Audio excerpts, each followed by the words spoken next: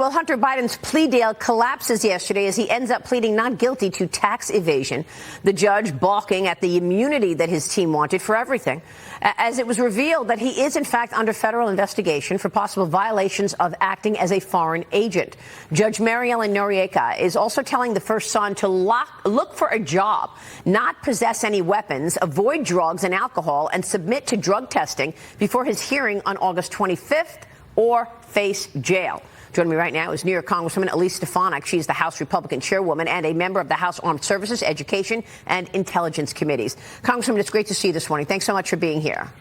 Good to be with you, Maria. Give us your reaction to what appeared to be refreshing honesty from that judge yesterday.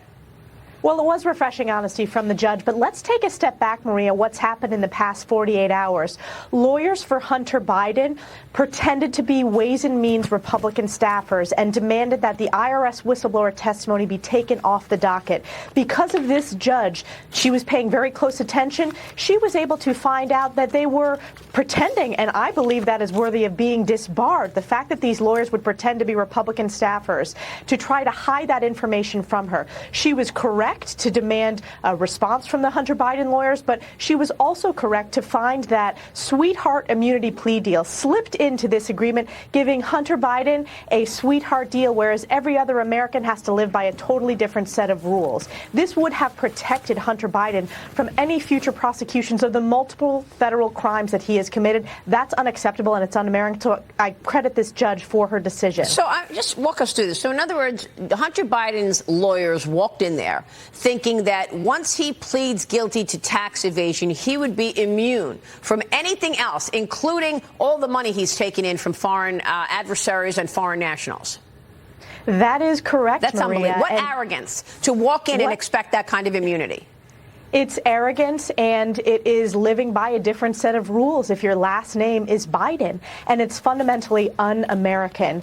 This is why House Republicans are going to continue our oversight work, because it's because of our investigations that we have uncovered all of this. This was partially uncovered because it was the Republicans on the Ways and Means Committee who shared the IRS whistleblower testimony with this judge. The lawyers for Hunter Biden tried to take that down and pretended to be a staffer for the Ways and Means Committee. It is just so chilling. It is unprecedented. But again, this judge needs to be credited for making sure that we are a nation based upon the rule of law, equal justice under the law. Kayleigh, you mentioned this earlier, the fact that they tried to lie and make believe they were from the House Ways and Means Committee. This is pretty stunning.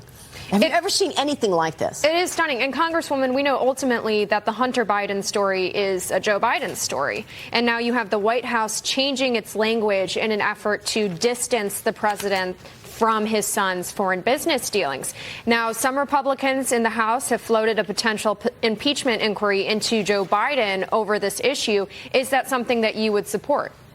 Oh, absolutely. I'm in conversations with Speaker McCarthy and all of our members. And the important thing to know about impeachment inquiry is that ensures that the House is at the apex of its power and oversight responsibility. So it means that our subpoenas have the most power possible when it comes to litigating this out in court, because we know getting the facts is not going to be easy. We know that this White House, this Department of Justice, they are trying to cover up for Hunter Biden and ultimately Joe Biden. And what is important that you mentioned at the beginning of your statement is the White House is trying to quietly change its language. First, it said that Joe Biden never spoke to his son Hunter Biden about Hunter's business dealings. They have changed that language to now saying Joe Biden has never been in business with Hunter Biden's business operations. That is a significant change, and the fact that the White House press secretary lied to the American people to say, oh no, it's the same position we've always had, it is only because of House Republicans that we've discovered the dozens of LLCs, which is illegal money laundering, the fact that nearly 20 Biden family members have profited illegally.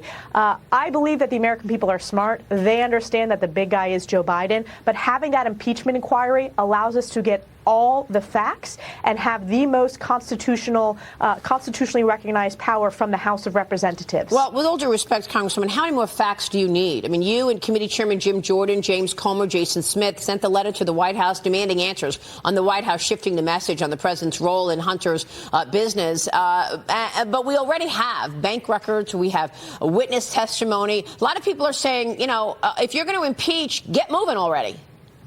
Well, Maria, I've been one of the most forward-leaning in saying we need to leave no stone unturned. And ultimately, I believe we're going to find more LLCs, and I believe we're going to find LLCs that go straight to Joe Biden himself. And the American people deserve to know that. They deserve to have all of the facts. Yeah. And we're going to do that. And I believe that what we've uncovered just in 7 months alone is stunning. It is chilling. It is the biggest political scandal of my lifetime and perhaps the last century, perhaps ever.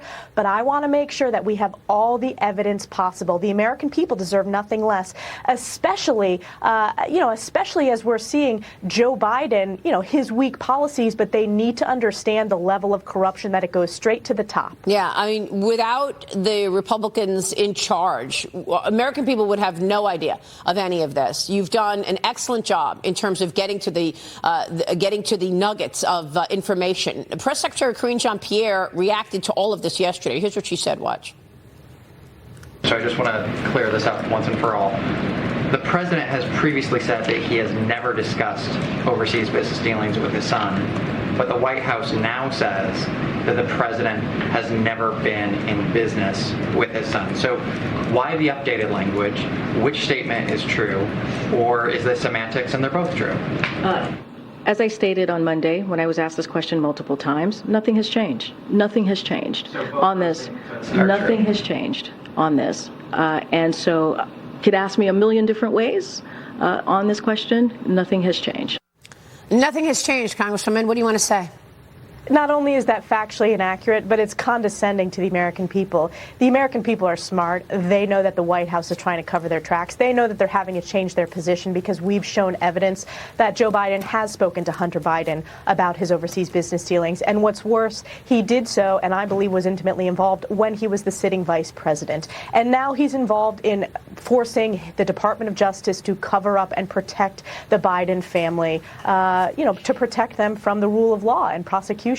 That's fundamentally un-American. And as I said, it is our constitutional responsibility to root out corruption in every agency, and we're going to do that as House Republicans. And I've been proud, standing in the breach on some of the toughest fights we've had related to the unconstitutional impeachment under the Democrats. We're going to do things right and follow the facts and evidence and make sure that the impeachment inquiry, our subpoenas, and our requests for documents have the most understanding and that the judges rule in favor of the House of Representatives when it comes to our constitutional responsibility of oversight. Well, I mean, I can understand the issues that you're looking at, given the corruption on one hand and the ineptitude on policy on the other hand. I mean, who do you impeach first? Do you impeach Joe Biden for corruption, taking all of this money, or do you impeach Alejandro Mayorkas for ineptitude and dereliction of duty at the border, or do you impeach Merrick Garland for interfering in an investigation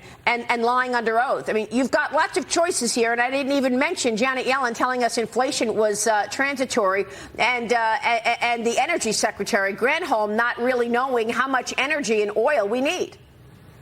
Well, certainly, we're doing multiple investigations on Homeland. It is clear that Secretary Mayorkas has been derelict of his duty. But it's not just Secretary Mayorkas, Maria. It's Joe Biden's administration. This is Joe Biden's border policies that have failed. And I think we need to hold them all accountable. When it comes to Attorney General Merrick Garland, it was my questions that revealed that the Department of Justice solicited the letter it used to go after parents as terrorists. That's right. That was based upon my questions that we were able to unveil that. And then the document request we did subsequent to those questions. So, yes, we will make sure that we're holding them accountable. And, certainly there's a lot of officials to hold accountable, but we're going to leave no stone unturned. And I will tell you, the American people will continue to see transparency from this Republican majority in Congress, whereas if we were not in the majority, none of these facts would have gotten out there. That's absolutely right. Congressman, it's good to see you this morning. Thanks very much. Thanks, Maria. All right, Elise Stefanik joining us this morning. We'll be right back.